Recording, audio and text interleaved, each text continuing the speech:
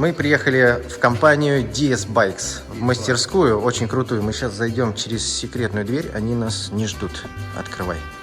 Эй, привет, привет. Привет, привет. Привет. Серега. Это Павел, вы его уже знаете, да, по ролику. Сергей. Привет. Дмитрий. Костя. Приветствую. Сергей. Короче, рассказывайте, что у вас тут происходит? Зону там и расскажем. Над чем работаете? Курим. Курит. Нормально. Что? Один из плюсов частной мастерской. Занимаемся электровелосипедами с сохранением всех достоинств классического велосипеда, но при всем при этом делаем его еще более классно. Добавляем, так сказать, мощь, стиля, при всем при этом можно так же кататься, как на обычном велике. Классно. Это уже готовый аппарат? Да, это да. Это Сашин аппарат. У него есть, помимо того, что он как бы, сам свой клевый велосипед, всякие разные фишки. Ближний, дальний. Ух ты! Все как бы с рычажка. У него еще хеловский гудок для того, чтобы, ну, как Саша попросил, пугать собак. Но он не только собак пугает. Интересный экземпляр. Также стилизация индивидуальная. То есть он хотел, чтобы у него был грунтекет, чтобы были лапки. Вон там еще лапки. Ага. Круто. Есть еще один аксессуар, который надо было приделать к велосипеду, пока его еще не починили. Вот, я могу просто его показать. Сначала это был обычный велосипед. Угу. Саша на нем год поездил. Офигеть! Парни, вы серьезно, что ли? Вот такая вот. Это топор этого геодезиста, по-моему, да? Нет? А, для пешеходов.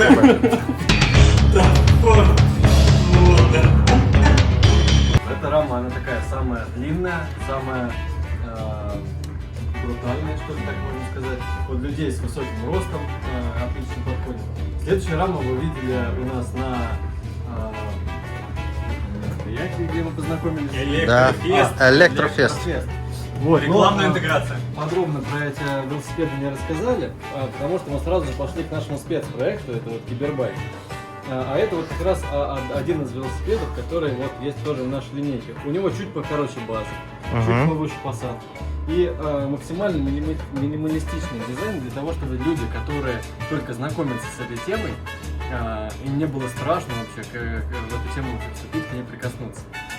Вот, к примеру, следующая версия той же модели, только еще более навороченном формате, да, то есть тут побольше, 29 на 2,5 колесики стоят. И, слушайте, вот это вещь, вот это вещь. И уже центральный мотор. То есть центральные моторы, они все дороже всегда, чем редукторный мотор колеса, чем директ-драйв мотор колеса.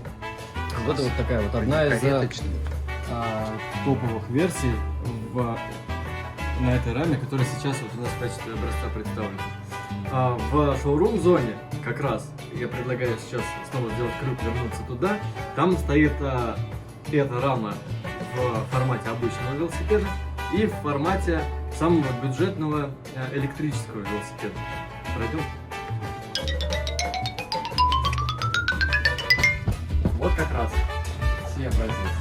Эта рама, мы ее называем круизер. То есть здесь ее даже получше можно рассмотреть, потому что она не стоит на земле, она немножечко приподнята. То есть вариант исключительно велосипедный, в минимальной, в самой простой базовой комплектации, которую мы планируем предлагать. То есть даже в минимальной комплектации велосипед оборудован либо автоматической, там, ну, с ножным переключением двухступенчатой планетарной втулкой, либо трехскоростной планетарной втулкой. Вот. А это как раз версия, тоже эта же рама, но с минимальным электрокомплектом. То есть мотор колесо 250-350 Вт, ну, то есть там по желанию клиента. Съемная батарея Халон. И уже отсутствует как таковой бак, то есть просто площадка, куда в целом можно поставить любой из вариантов съемной батареи. То есть на синем велосипеде там как раз стоит более мощный, в 2 раза мощнее мотор, 500-ваттная версия, но она тяговая, поэтому там и трехскоростная втулка потому что сделаны для тех людей, которые обладают, например, большей массой и которые не особо там любят активно крутить педали. Им хватает... Ленивые пухляши. Ну давай будем 40 честными. 45 километров в час и больше им не нужно.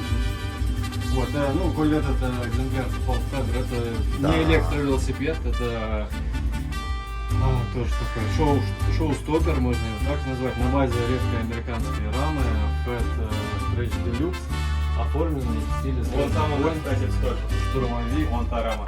Вот, а это вот стоковое ее исполнение, то есть практически в оригинале. Я эту раму приобрел в виде фреймсета, поставил на нее вилочку, колесико, сидушку, рулет, все, что было. То есть изначально просто была чисто рама. Фреймсет, да, то есть рама, защита цепи и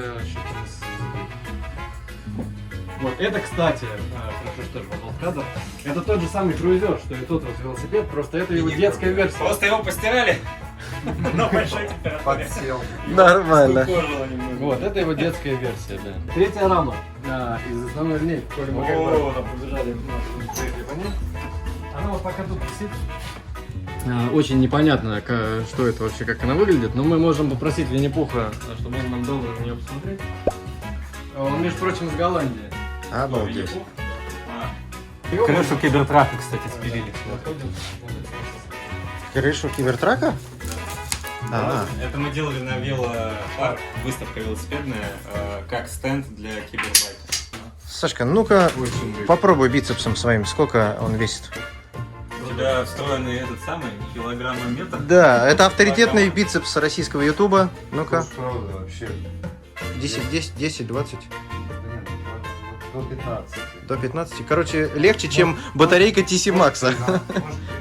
Да, все очень красиво. Я думаю, Паша сейчас может даже вам приоткрыть маленький секретик, показать свой личный проект, который он уже очень давно. Ну, это нормальная абсолютно история. Проект. Вот, ну, то есть, есть основная линейка, которую мы планируем предлагать людям, интересующимся, людям, которым нравятся красивые вещи, качественные вещи и в целом электровелосипеды. Вот, а есть личные проекты, то есть индивидуальные. Человек делает в одном единственном экземпляре только для себя. Вот так даже. Вот. Проект «Эгоист». Идем смотреть. Пойдем, посмотрим. Мне нужна будет помощь, чтобы приоткрыть этот тайны. Так, наш бородатый бицепс российского ютуба. Прошу вас, покажи бицепс. Слушай, какой классный руль. Я такой хотел себе на суперсока. Этот? Да. Вот такой. Но это, Да. все, но это все не от моего проекта. Это все так. Мелочи. Какая интересная рама. Ух ты. Это вот мой проект, который я давным-давно, скажем так, его сделал в голове, в модели. И вот совсем недавно начал реализовывать в жизни.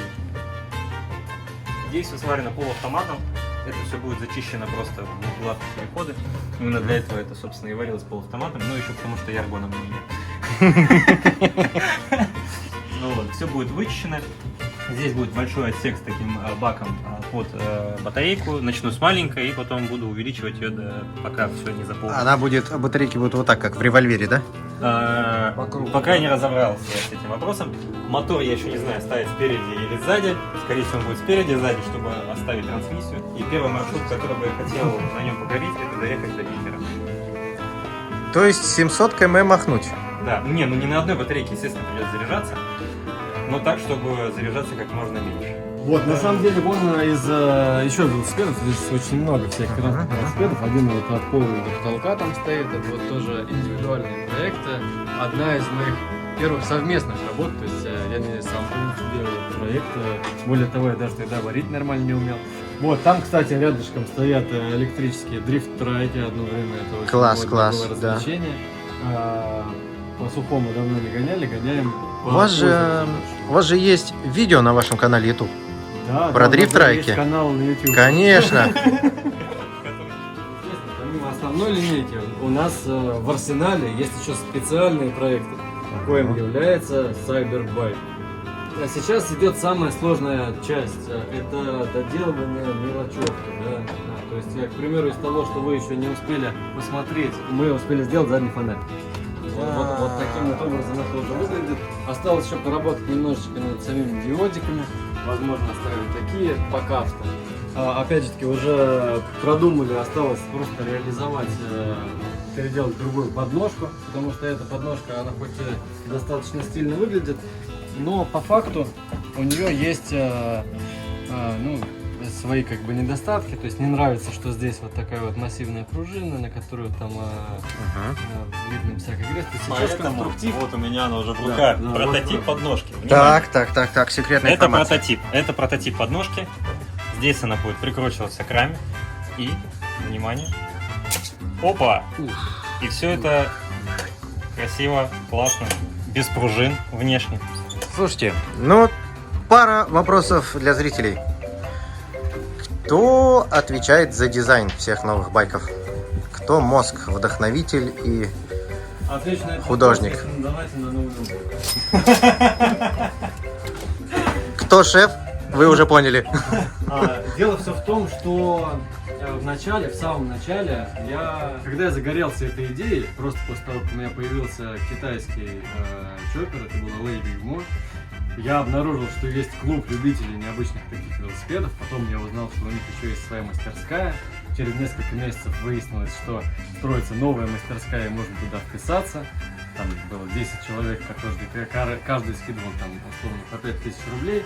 И в распоряжении был 250-метровый ангар, где каждый занимался чем хотел. Кто-то расслаблялся, кто-то прятался, а кто-то пытался делать велосипеды.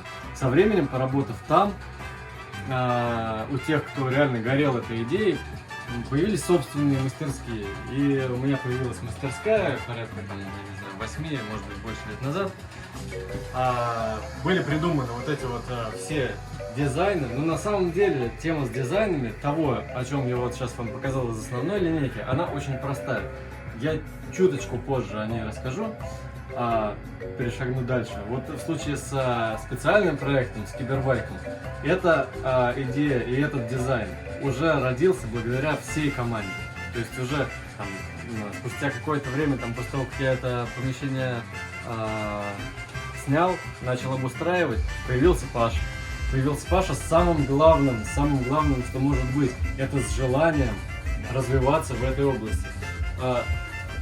Там около 2 лет назад мы познакомились с Костей.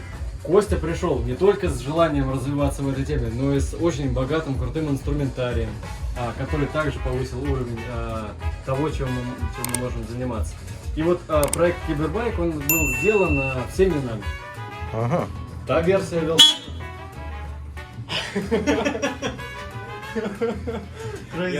Человек момент.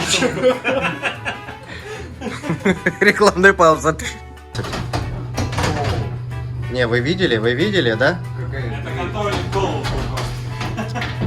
А главное, это нам не показали. Саня, ты видел? Оживляем этот супербайк. Все очень просто. Мы на самом деле сейчас немножечко подшаманим характеристику для того, чтобы вам веселее с нами было участвовать в гонке. То есть, короче, выражаясь простыми словами, чтобы мы продули на своих суперсоках. Не, ну мы сначала как бы дадим фору. Ах, вот так? Ну ладно. Саботаж. Нашего райдера пытались током жахнуть. Тряханул. Наоборот, пытаюсь его подзарядить. Зарядился сам. Запикает. Цепная реакция называется. Человек приехал, заказчик этого проекта, не справился с управлением и немножечко разукомплектовал велосипед. Поэтому сейчас у нас импровизированная просто подставка под ноги.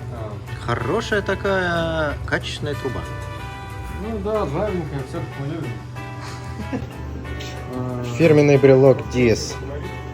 Да, мы вам можем подарить. Класс, вы нам подарите брелок. Саня, я тебе говорил, мы не зря приехали. Нет, ну ясен пень. Слышь, если мне что-нибудь подарят, я вас так разрекламирую. Конечно, это что? Нужно обсудить ваш подарок, вырежьте из кадра. Винтики от всех нас, от всех нашей команды и от мастерской. Прошу.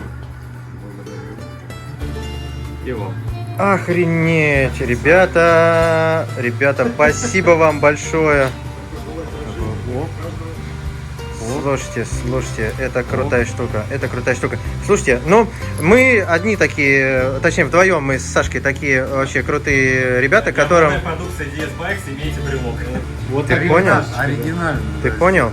А все говорят, гараж, ты видел уровень. Парни, только не ржите надо мной. Кто смотрел сериал «Зачарованные»? Я смотрел. Вот, я смотрю и думаю, что мне это напоминает? Там другой немножко был значок, там типа капельки такие, вот такие. Там 3 овала было, 3 овала, Нет, да. там не овал, а такие прям глазки были, типа, как 3 да, глаза. да. Ведьмины.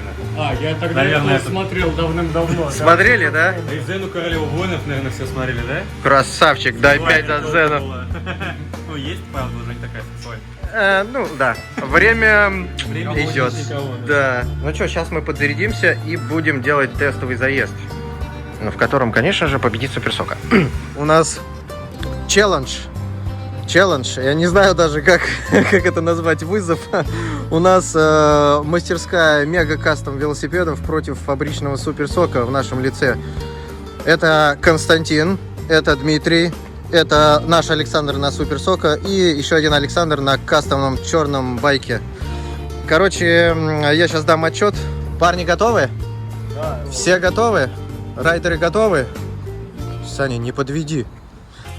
Райдеры, внимание! 3, 2, 1, поехали!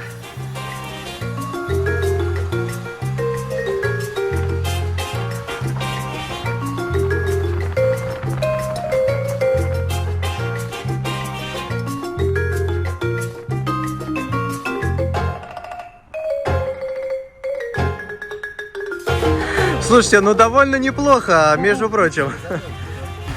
Дмитрий, я вас поздравляю с предварительной победой. Сейчас мы... аппарат, и мы честный. Да, но мы заняли 2 место, да, Сань? Давай, мы не уронили честь звания электробайкеров.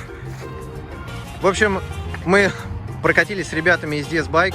Они, конечно, нас обогнали на своих кастомных аппаратах. На секретном кибербайке под управлением Павла. Вот также на других аппаратах.